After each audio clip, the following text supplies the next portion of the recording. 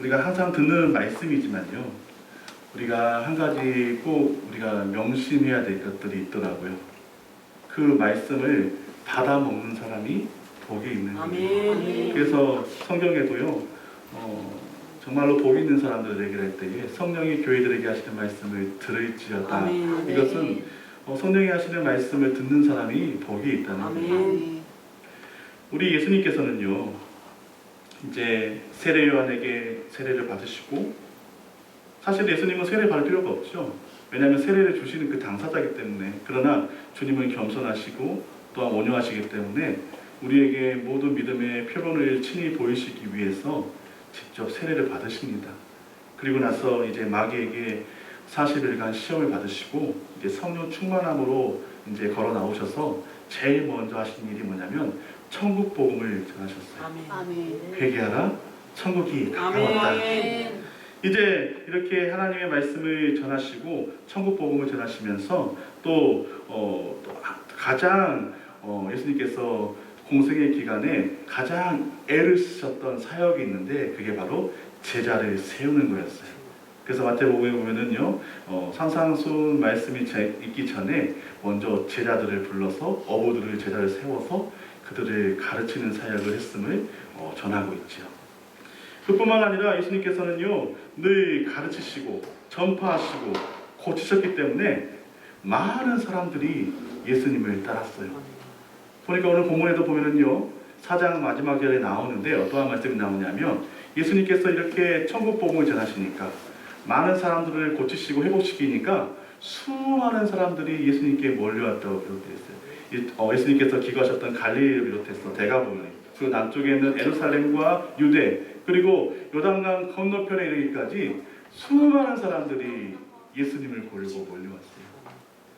최근에 일산 킨텍스에서요, 1만 5천 명의 3, 40대 성도들이 30, 40대까지 성도들이 모여서 제가 기억하기로는 한 10시간 정도 릴레이 예배를 드렸던 걸로 보입니다.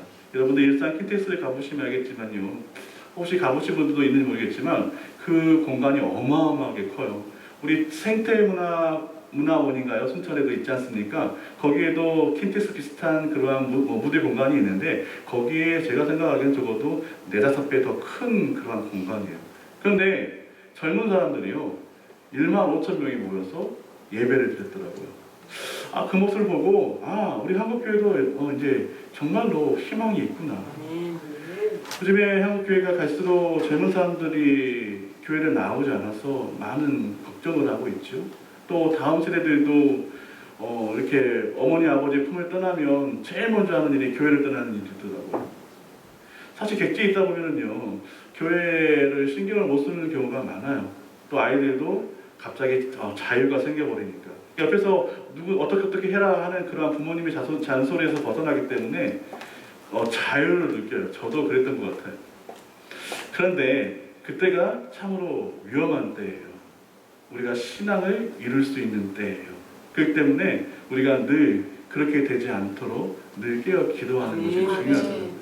오늘 본문 말씀도 그러한 것이죠. 수많은 사람들이 몰려왔다는 것은 어떠한 거냐면 예수님께 모이는 사람들이 뭐라고요? 복이 있다는 거예요. 오늘날 교회가 각종 그러한 구설수에 휘말리고 또 나쁜 이야기도 많이 들려오고 사실 욕도 많이 먹지 않습니까? 그러나요, 여러분, 교회가 복된 공간이라는 것을 우리가 깨달아야 돼요. 왜냐하면 예수 그리스도의 말씀을 듣는 그 자리에 우리가 한순간이라도 더 머무는 것이 복이더라는 거예요. 이것은 여러분들이 정말로 생의 마지막을 맞이할 때에 아마 절실히 느낄 거예요. 우리의 시간은 정해져 있지만 반드시 예수 그리스도를 만나야 돼요. 예수 그리스도를 부르짖어야 돼요. 그러한 사람만이 구원을 받아요. 내가 세상에서 아무리 잘 살아도요, 그 마지막 때에 예수 그리스도 이름을 부르지 않은 사람들은 구원을 받을 수 없어요. 그러기에 우리가 할 수만 있다면 주님을 예배하는 자리, 주님께서 부르는 자리, 오늘 본문에서도 수많은 사람들이 예수님께서 몰려왔기 때문에 그들이 예수님께서 복이 있다는 그 팔복의 은혜의 복음을 그들이 듣게 되잖아요. 오늘 그 이 말씀이 저와 여러분들의 말씀이 되시기를 아멘. 주님의 이름으로 간절히 축원합니다. 오늘 보면 1, 2절에 보니까 이렇게 서막을 엽니다. 예수께서 무리를 보시고 산에 올라가 앉으시니 제자들이 나온지라 입을 열어 가르쳐 이르시되, 마치 그림적인 언어로 마태가 마치 예수님의 그 현장을 본 것처럼 그림적인 언어로 아주 세세하게 표현하고 있어요. 우리가 오늘 마태복음 5장과 7장까지의 내용은요, 우리가 상상수훈이라는 말씀으로 이렇게 우리가 이해되는데요. 그 내용의 핵심이 뭐냐면요, 그러니까 상상수훈이 뭐냐면 예수님께 사람들이 많이 몰려오니까 예수님께서 저들에게 가르칠 천국 복음을 전하고 싶어하는 그러한 마음이 생겼고 그들에게 그 복음을 전했다 해서 그것이 상상수훈이 된 거예요. 그러니까 언덕 같은 산에 올라가서 사람들이 볼 수 있는 그 자리에서 큰 소리로 천국 복음을 외쳤다는 거예요. 그런데 여기에서 핵심은요, 예수님의 삼중사역, 가르치시고 전파하시고 고치시는 사역. 그런데 그 중에서 어떤 사역을 하셨습니까? 가르치는 사역을 했습니다. 아멘. 왜냐하면 이 가르치는 사역이 무척이나 중요하기 때문에. 저희 교회가 개척한 지 이제 7년이 됐습니다. 제가 목회를 해보니까요, 감히 이러한 말을 말하기가 좀 민망스럽기는 하지만 예수님의 마음을 조금은 이해할 수 있을 것 같아요. 예수님께서 천국 복음을 전하시면서 아마도 한 사람의 그 믿음의 사람들을 세우려고 얼마나 애를 쓰셨을까. 교회 안에서도 마찬가지입니다. 목회자가 물론 세상 사람들은요, 목회자가 성도들을 가스트라이팅 시켜가지고 그들을 로봇처럼 조종한다라는 사람들이 많이 있는데요. 요즘 세상에는요, 그렇게 될 수 있는 사람들은 그렇게 많지 않을 거예요. 그런데요, 우리가 잘못된 신앙에 빠지게 되면 마치 그 사람의 말을 따라가게 돼요. 그렇기 때문에 우리가 정말로 성경 말씀을 제대로 받아 먹어야 돼요. 아멘. 가스라이팅 시키는 것이 아니죠. 우리가 예수님처럼 살자는 거예요. 아멘. 저희 교회가 이제 7년 동안의 사역을 해봤지만 과연 오늘 주님께서 말씀하시는 그 가르치는 사역에 우리가 합당한 교회인가? 제가 요즘에 이제 아버님이 돌아가시고 저도 좀 영적인 각성이 일어났나 봐요. 이제 그러한 슬픔과 이러한 것들을 기도하고 이제 앞으로 어떻게 목회를 하는 것이 정말 최고의 가치가 있겠는가를 되돌아봤어요. 그래서 하나님께 기도했어요. 하나님, 제가 7년 동안 목회를 했는데 솔직히 하나님 앞에 예수님 앞에 좀 부끄럽더라고요. 저희 교회가 초창기에는 참 성장 속도가 빠르다고 막 사람들에게 칭찬을 받았거든요. 근데 그 1, 2년의 그 칭찬이 어쩌면 저희 교회에 저에게 독이 되지 않았을까 하는 생각이 들어요. 그 이후에 계속 정체되고 계속 사람들이 들어오면 나가고 사실 이러한 것들도 어찌 보면요, 1차적인 것은 목회자인 저의 문제이고요, 또 2차적인 것은 여러분들의 문제이고 우리 모두의 문제인 거예요. 이것을 우리가 정말로 가슴 아프게 정말 내가 받아들이고 있는가? 이것 또한 또 저희도 한번 되돌아봐야 할 부분이더라고요. 요즘에 하나님께 기도하는데 우리 교회를 놓고 기도하면 하나님께서 이러한 말씀을 주셔요. 처음 사랑을 잃어버렸다. 하나님, 저는 처음 사랑을 잃어버리지 않는 것 같은데 왜 그러한 말씀을 주시나라고 이렇게 항변을 해보지만요, 되돌아보면 그래요. 제가 처음에 개척했던 그런 열정들이 지금은 많이 식어 있고, 심지어는 목회자인 저도 늘 그런 영적 싸움이 막 일어나요. 과연 우리 교회가 잘 될 수 있을까? 아니, 하나님께서 잘 되게 하신다고 해서 나는 그걸 믿어야 되는데, 이러한 것들의 그러한 심리적인 갈등들이 늘 있을 수 있어요. 그런데요, 결정적인 게 하나 있더라고요. 내가 우리 교회에 대해서요, 자랑할 마음이 지금 있는지 없는지 여부에 따라서 우리 교회가 지금 잘 되고 있는 교회인지 잘 안 되고 있는 교회인지를 알 수 있다는 거예요. 과연 나는 우리 교회를 자랑할 수 있는 그러한 마음이 있는지, 이것을 우리가 한번 되돌아봐야겠더라고요. 나중에 이제 우리는 다 주님을 만나게 됩니다. 또한 자기 십자가를 지고 주님을 만나기 때문에 하나님께서 우리의 그런 모든 행실들을 다 판단하시고 심판하실 거예요. 그때 우리가 잘했다 칭찬받는 내용이 많으면 좋겠습니까? 아니면 적으면 좋겠습니까? 당연히 많은 게 좋지 않을까요?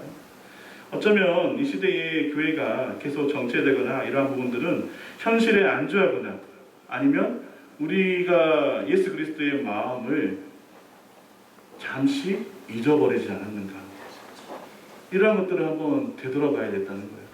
오늘 본문 말씀은요, 그러한 맥락에서 보면 아주 정말 뼈 때리는 말씀이에요. 사실 말이 팔복이죠. 이 팔복의 내용들은 다 고난과 연관되어 있어요. 세상 사람들이 이렇게 살면요, 다 바보라고 손가락질 할 거예요.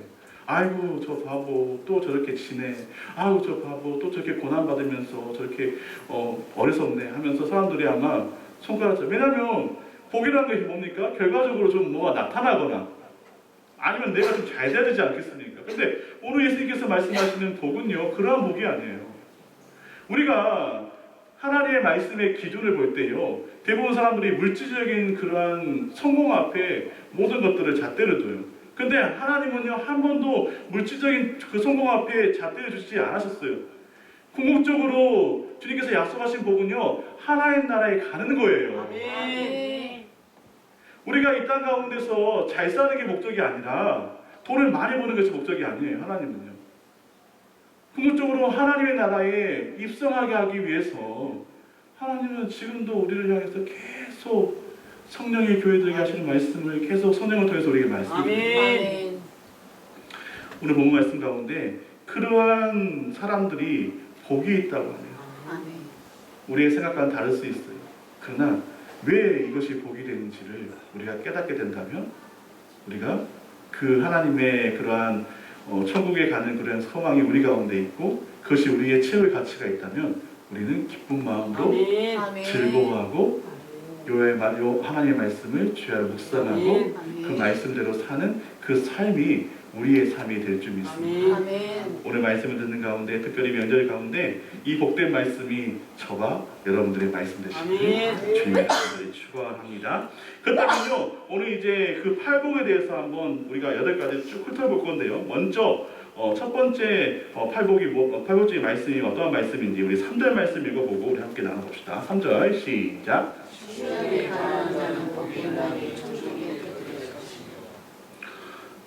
갑자기 말씀이 흐려지십니까? 다시 한번 읽겠습니다. 다시 한번 우리 또렷하게 읽어보세요. 시작.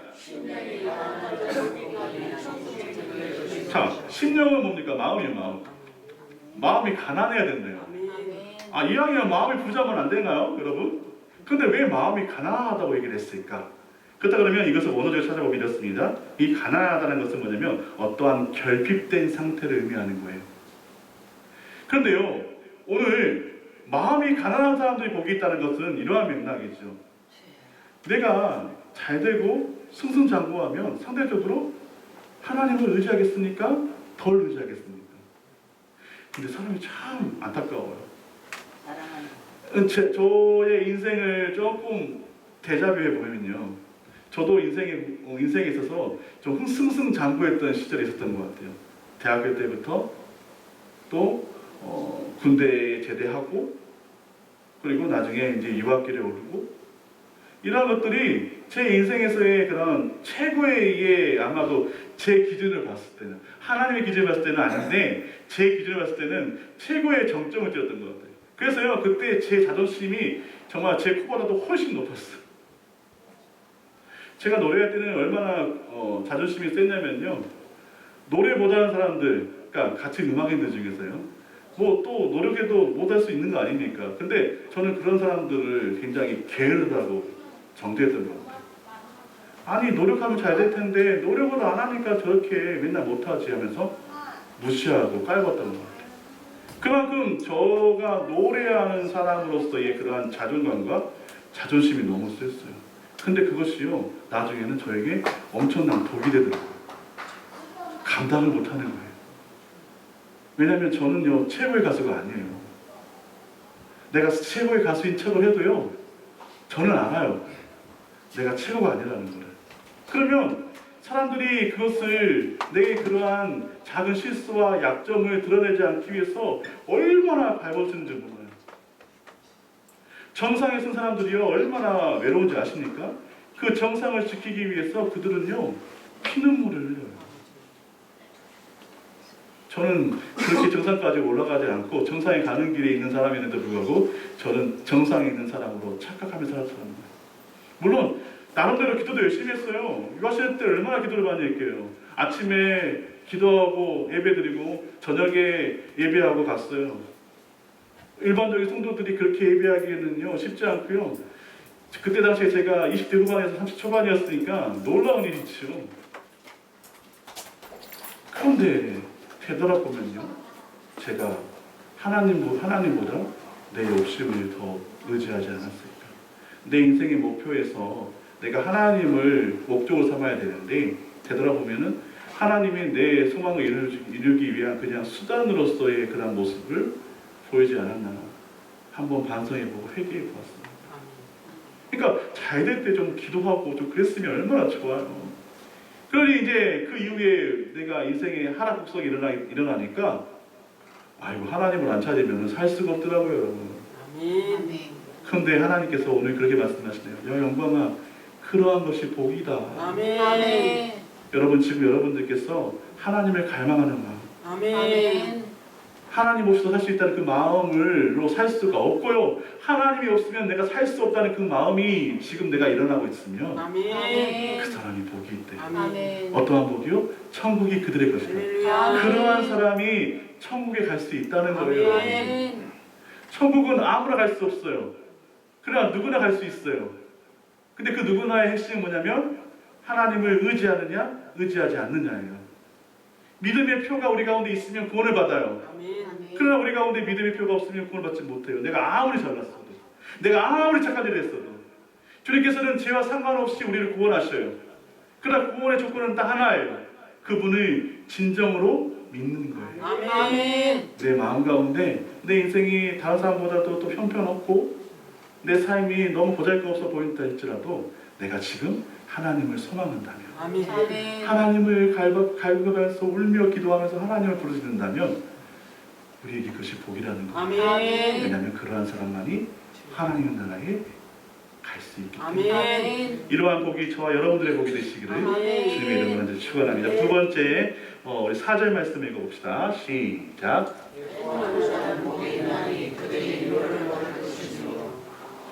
애통한다는 것은 뭐냐면요, 슬퍼한다는 의미 중에서 가장 큰 슬픔, 그러니까 비통이에요. 비통.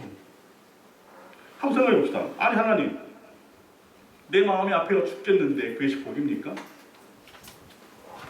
제가 2017년에 우리 사모님 만나기 전에 암 판정을 받은 적이 있어요. 근데 암이라고 해봐야 암세포가 잠깐 비친 거예요. 거의 1, 2기 정도도 아니고 그냥 암세포가 있으니 예방 차원에서 이제 치료를 받자 그런 거였어요. 그런데 사람 마음이 참 간사하더라고요. 암에 걸린 사람들 주위에서 나 정말 많이 봤거든요. 그런데 그러한 분들 중에서 하나님께서 고친 것도 너무너무 많이 봤어요. 심지어 내 가족들이 그러한 일이 일어나도 고치시는 걸 봤어요. 그때 내 마음은요, 아유 그래 하나님, 그때는 어떤 말을 했냐면 내가 무식이라는 말이었지만 아 그래 뭐 암 따위가 병 따위가 뭐 내 믿음을 어떻게 할 수 있겠어? 하나님 괜찮아요. 저 암 걸려도 괜찮아요. 나 병 걸려도 괜찮아요. 하나님께서 저와 함께 하시면요 저는 믿음 지킬 수 있어요. 그렇게 쉽게 말을 했어요. 근데 내가 봤어? 암 판정을 받으니까 두려움이 밀려오더라고요. 내가 죽으면 어떡할까? 나중에 10년 후에 이것이 재발해가지고 한다고 큰일 난다는데 어떡할까? 막 온갖 생각들이 막 들어오는 거예요. 그때 내 마음 가운데 이러한 마음이 들어요. 하나님, 제가 복 있는 사람입니까? 내 인생에서 이렇게 맨날 실패와 좌절만 있고 이제는 저한테 병까지 알아주시네요. 참 감사합니다 하면서 내가 한탄했던 적이 있어요. 그런데 되돌아보니까요, 그러한 가운데서도 결국은 내가 하나님 없이는 살 수 없다는 걸 깨닫게 됩니다. 사람이요 항상 건강하지 않잖아요. 누구나 한 번쯤은요 큰 어려움, 큰 병이 걸릴 수 있어요. 그런데요 더 큰 병이 있더라고요. 내가 하나님 없이도 살 수 있다는 착각. 그리스도인들이 왜 그리스도이냐면 하나님 없이는 살 수 없다는 것을 그들이 삶 가운데 깨달아서 주님께 나오기 때문에 그들이 그리스도인입니다. 아멘. 여러분, 우리의 삶 가운데 혹시 질병 때문에 낙심하거나 절망하신 분들 있습니까? 그러나 그것 때문이라도 내가 하나님 앞에 하나님 없이 살 수 없다고 우리가 날마다 기도하고 있다면 그러한 사람이 복이 있대요. 왜? 아멘. 하나님이 그들을 위로하시기 때문에. 아멘. 하나님의 위로하심이 우리와 함께 있다면 우리는 복이 아멘. 아멘. 이러한 복이 저와 여러분들의 복이 되시기를 아멘. 주님의 이름으로 간절히 축원합니다. 아멘. 우리 그 다음에 우리 5절 말씀 한번 읽어봅시다. 세 번째 5절 말씀 시작.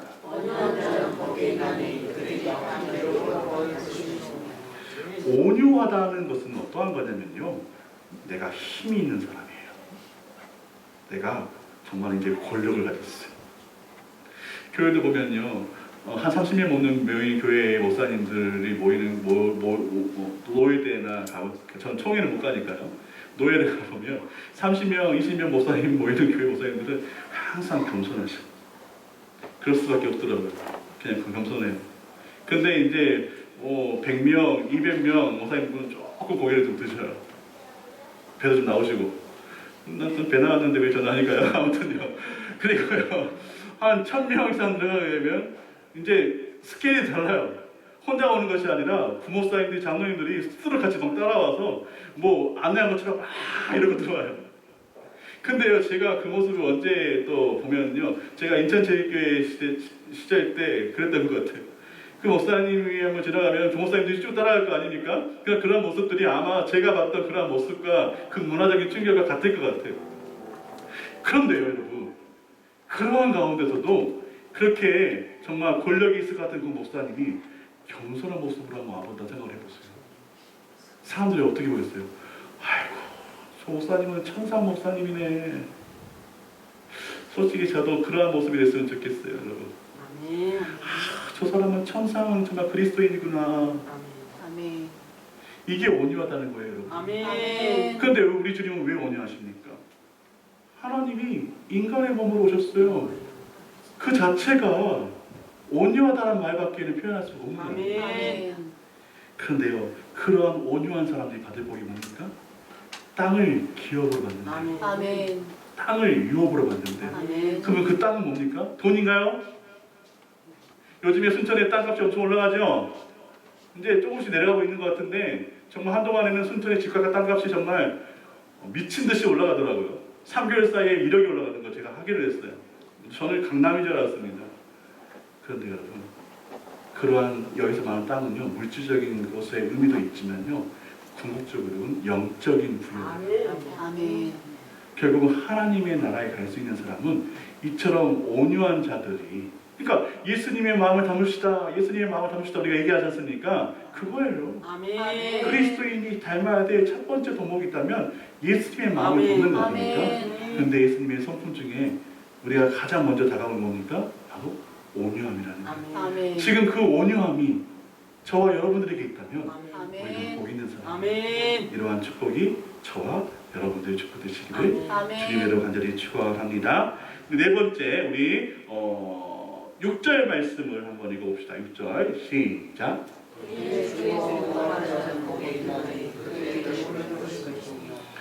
여기서 의라는 것은 뭐냐면요, 신약성경에서 제가 그 단어를 찾아보니까요, 법적인 용어의 의미, 정의로움이요, 잘 알고 있는.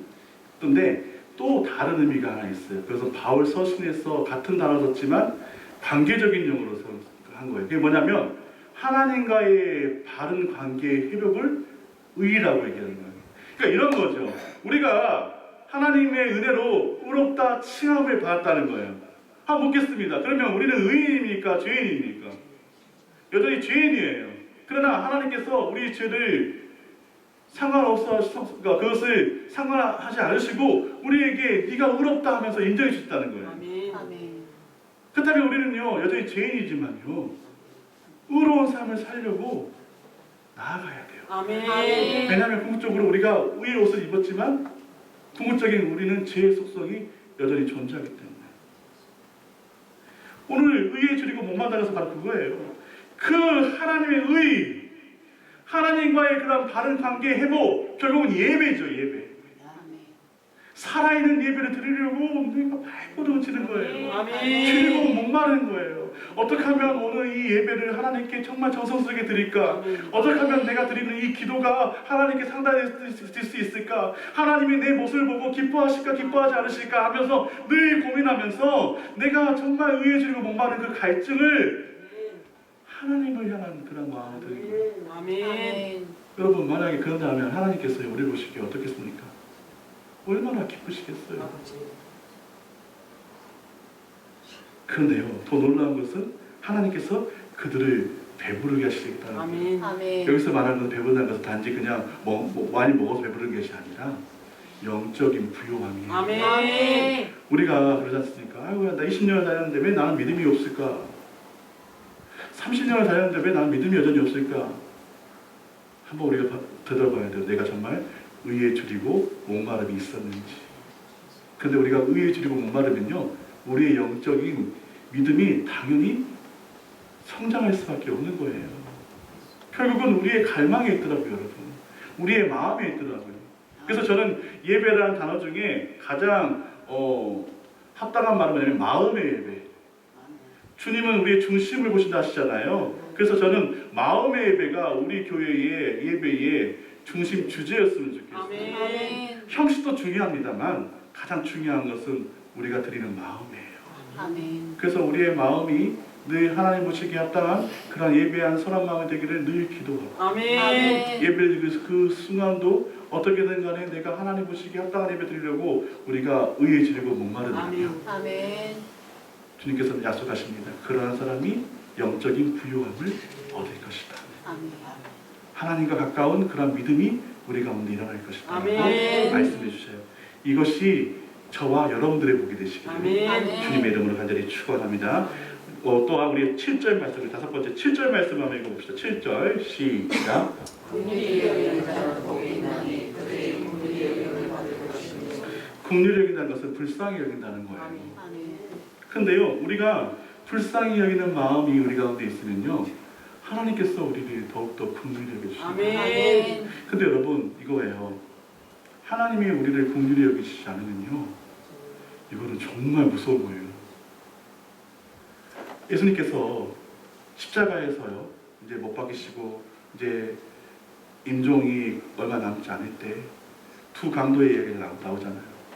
두 강도 중에 한 강도가 예수님의 그 모습을 보고 감동을 받은 거예요. 그래서 거기서 말을 하지 않았지만 아마도 이 사람이면 정말 하나님의 아들이 충분하겠다면서 자신의 그런 모든 것들을 다 내려놓고 그 죽음의 그 공포 가운데서도 예수님께 매달렸던 그 강도의 이야기. 결국은 그 강도는 그것이 믿음이 되어서 구원을 받았다는 이야기 아닙니까? 아멘. 그런데 여기에서요, 그 강도가 봤던 것은 뭐냐면 사람들이 예수님을 너무 정말 적대시하고 멸시하고 치열했고 조롱하고 정말 그 옆에 십자가에 매달려 있는 사람이었기 때문에 본 거예요. 정말 예수님께 해도 너무나한 거죠.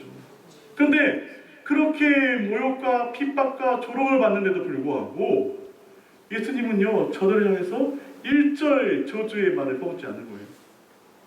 심지어는 하나님께 울며 기도하는 거예요. 하나님, 저들을 용서해 주세요. 아멘. 저들이 하는 것을 저들이 모릅니다. 이 죄가 저들에게 돌아가지 않도록 도와달라고 아멘. 울면서 기도하는 거예요. 이것이 긍휼이에요, 여러분. 아멘. 그런데 만약에 이 긍휼이요, 우리한테 존재하지 않는다면, 만약에 예수님께서 그 십자가상에서 너무 화가 나셔가지고 참지도 못해서 그 긍휼의 마음이 아닌 저주를 우리에게 부어줬다 그러면 온 인류는 단 한 사람도 구원을 받지 못해요. 하나님, 안 되겠어요. 저들은 죽어 마땅해요. 저들은 심판받아 마땅해요. 다 심판하십시오. 다 멸하십시오. 라고 그렇게 얘기하셨다면 이것은 긍휼히 여기는 게 없어지는 거잖아요. 그러면요, 여기 우리가 아무리 선한 마음을 가지고 예배한다는들 하나님의 긍휼이 없으면요, 여기 모인 모든 사람들은 다 지옥 갑니다. 그런데 우리 주님이 우리를 긍휼히 여겨주시기 때문에 아멘. 여러분, 그게 축복이에요. 아멘. 근데 주님께서 말씀하시네요. 네가 긍휼히 여기면 내가 너를 더 긍휼히 여겨주겠다는 거예요. 결국은요, 주님의 마음을 닮아야 우리가 믿음이 생기는 거예요. 지금 예수님처럼 우리가 긍휼히 여기는 마음이 있다면 아멘. 아멘. 이것이 우리에게 복이라는 거예요. 이 복이 저와 여러분들의 복이 되시기를 아멘. 주님의 이름으로 간절히 축원합니다. 그 다음에 여러분 우리 8절 말씀을 한번 읽어봅시다. 8절 말씀 시작. 마음이 청결한 자는 복이 있나니 그들이 하나님을 볼 것이니. 마음이 청결한 자가 복이 있대요. 아멘. 우리가 예배할 때 우리가 항상 우리의 마음을 다잡으려고 이렇게 기도하지 않습니까? 우리 마음 가운데 예배하는 사람 마음 주십시오. 아멘. 그렇다 그러면 1차적으로는요 우리의 마음이 혼탁하다는 거예요. 근데 이 혼탁한 마음을 주님께 기도하는 거죠. 기도한다는 것은 뭐냐면 내가 의지를 드러내는 거예요. 하나님, 내가 청결한 마음을 갖기를 원합니다. 아멘. 다윗이 기도할 때 이렇게 기도하잖아요. 청결한 마음 주소서 주님. 다윗을 일컬었을 때 우리가 떠오르는 단어는 찬양을 열심히 하는 사람, 찬양을 아주 잘하는 사람, 또 하나님을 그래도 잘 믿었던 사람. 근데 그러한 인생에서도 그의 마음이 정결치 못한 거예요. 그래서 그가 기도할 때에 또 성령 충만할 때에 제일 먼저 고백했던 게 뭡니까? 정결한 마음을 내게 주소서. 아멘. 정결한 마음을 주소서. 아멘. 그런데 주님께서 이 정결한 마음을 구하는 자들에게 하나님을 볼 수 있는 은혜를 준대요. 우리가 하나님을 경험할 수 있으면 이 세상에서 어떠한 사람이 믿음을 버릴까요? 지금 우리 가운데 하나님이 딱 서 계신다 그러면 그것을 우리가 느끼고 본다면 어느 누가 믿음을 갖지 못할 수 없죠. 근데 문제는요, 우리가 하나님을 경험하지 못하고 하나님을 보지 못한다는 거예요. 그렇게 사람들이 믿음을 갖는 데서 또 예배할 때에 쉽게 딴생각을 할 수밖에 없죠. 보이지 않는 하나님, 느낄 수 없는 하나님이니까. 근데 우리가 하나님만 볼 수 있다면 우리의 믿음은 한층 더 성숙될 거 아닙니까? 아멘. 근데 마음이 청결한 자가 아멘. 하나님을 보는 축복을 주신대요. 여러분 하나님 보시기 원하십니까? 아멘. 그렇다면 우리의 마음 가운데 가장 먼저 정결한 마음을 달라고 아멘. 사람이 복이 있다는 거예요. 아멘. 이러한 복이 저와 여러분의 복이 되시기를 아멘. 주님의 이름으로 간절히 축원합니다. 7번째 우리 9절 말씀 읽어봅시다. 9절 시작.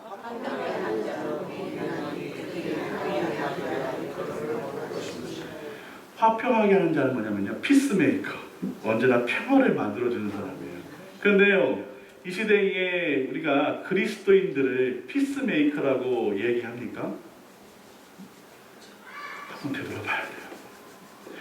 예전에 제가 저의 작은 인생을 좀 되돌아보면 어렸을 때 제가 그래도 곧장 전도를 많이 했어요.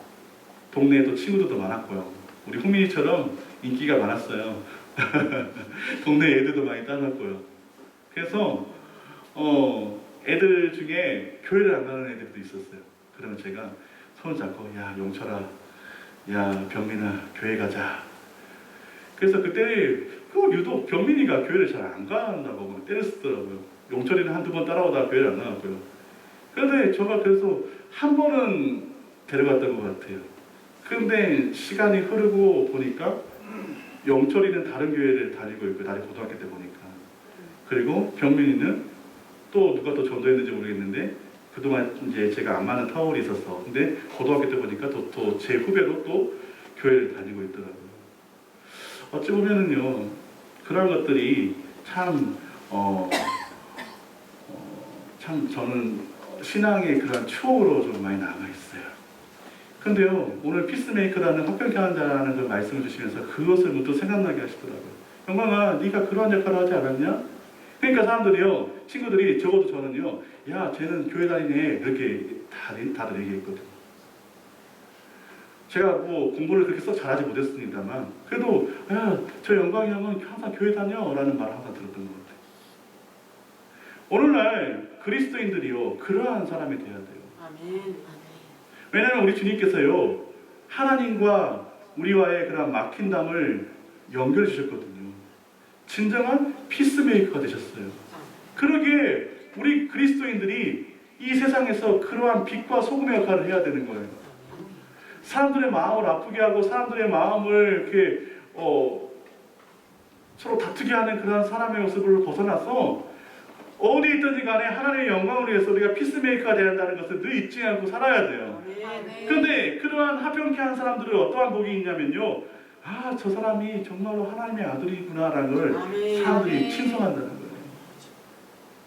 지금 여러분 우리의 삶에 있어서요, 이 화평케 하는 그런 마음이 우리 가운데 있다면요, 사람들은 우리 교회를 향해서 예수소망 새이름교회는 정말 진정한 교회구나. 아멘. 여러분 이것이 얼마나 큰 영광이고 얼마나 큰 영예입니까? 사랑하는 주의 교회가 이러한 복을 누리기를 간절히 소망합니다. 아멘. 이것이 저와 여러분들의 복이 되기를 아멘. 주님의 이름으로 간절히 축원합니다. 자, 이제 마지막 8번째 10절 말씀을 한번 읽어봅시다. 시작.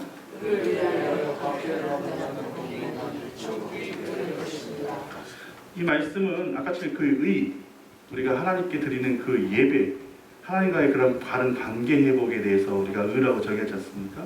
그런데요, 이것 때문에 우리가 고난을 받는 일이 있어요. 저는 이것을 이렇게 한번 표현해 보고 싶습니다. 우리 기독교인들이요, 이 일요일을 유독 어떻게 부릅니까? 주의 날, 그래서 주일이라고 부르는 거예요. 왜냐면요, 이 날은 내 날이 아니라 하나님의 날이에요. 아멘. 그래서 정말 하고 싶은 것이 얼마나 많아요. 전 자랑은 아니고요. 제가 목회자다 보니까 아침에 엄청 일찍 나올 수밖에 없어요.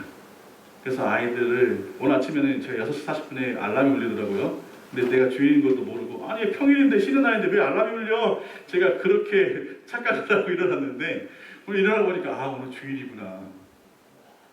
그런데 우리 은총이는 뭔 죄입니까? 매일 주일날 아침에만 되면 6시 40분에 일어나야 돼요. 왜냐면 엄마 아빠가 같이 봐야 되니까. 그 아이에게 있어서는요, 대단한 고난이죠. 저도요, 어렸을 때 보면요, 만화 영화 이야기를 하게 되면 일요일날 유독 재밌는 만화 영화를 많이 해요. 미래소년 코난, 또 은하철도 999, 정말 저희 때 정말 아주 정말 획기적인 그런 만화였어요. 이걸 모르면요, 친구들하고 대화를 할 수가 없어요. 애들이 저한테 뭐 물어봐요. 야, 코난 봤냐? 내가 본 거는 뭐냐면요, 유일하게 코난 1, 2회만 봤거든요. 그래서 맨날 그 1, 2회가 생각이 안 나요. 그 뒤에는 생각이 안 나요. 그 1, 2회에서 그 코난이 그 섬에 갇히는데, 그 섬에서 그 또치인가 뭔가 친구 하나 있는데 걔랑 막 뛰어다니는 거, 그거밖에 기억이 없어요. 은하철도 999는요, 그냥 열차가 그냥 하나 날아가는 것밖에 기억이 없어요. 대화가 안 되죠. 속상해요, 제 나름대로는. 그래서 어떻게 하면 교회를 좀 안 가보고 좀 그 만화를 볼까, 아무리 깨를 써도요, 어머니의 그 불꽃 같은 눈을 제가 피할 수 없었어요. 그런데요, 여러분, 그것이 어쩌면 그 작은 영광에게는, 어린 영광에게는 고난이었던 거예요. 오늘 보면 이렇게 말씀하셨잖아요. 야, 그래, 네가 그 의를 해서 그 모든 고난을 감수하면 그것이 복이다. 우리가 때로는요, 주일날 쉬고 싶고 또 놀러 가고 싶고 그런 마음이 들어요. 그런데 내 마음 가운데 이것은 나의 날이 아니라 하나님의 날이니, 아멘. 이것이 바로 고난이더라고요, 여러분. 쉽게 이해할 수 있는 것이 바로 그거예요. 내가 이 예배를 드리기 위해서 내 삶을 양보하고 내 시간을 양보하는 것, 그 최고의 기준을 하나님을 예배하는 것으로 내가 두었다면, 이것으로 해서 내가 손해를 봤다 하더라도 하나님께서는 이것을 어떻게 이해하시냐면, 네가 의를 위해서 박해를 받았다, 그러기에 네가 복이 있다. 아멘. 그런데요, 그 복이 뭐냐면요, 처음에 말했던 것처럼 천국이 그들의 것이다.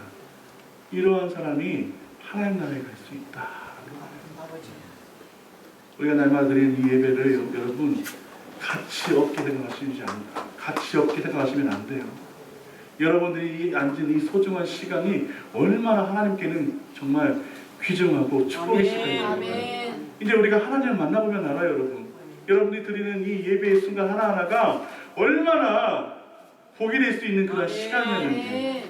그러나 이 시간에 내가 정말로 의를 위해 박해를 받고 하나님을 위해서 내가 이러한 시간을 드리는 그러한 시간들이 있었다면 그러한 자리에 있는 것이 복이 있다고 합니다.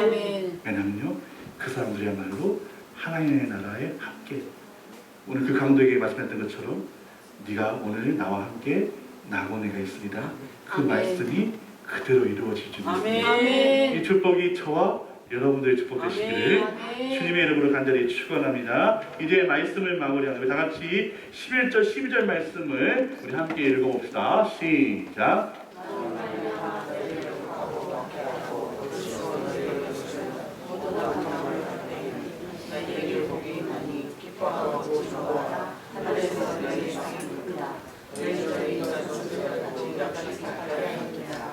여러분 이 말씀은 이제 의를 위하여 박해를 받는 그 마지막 말씀을 좀 더 요약하고 어쩌면 팔복의 전체적인 요약이에요.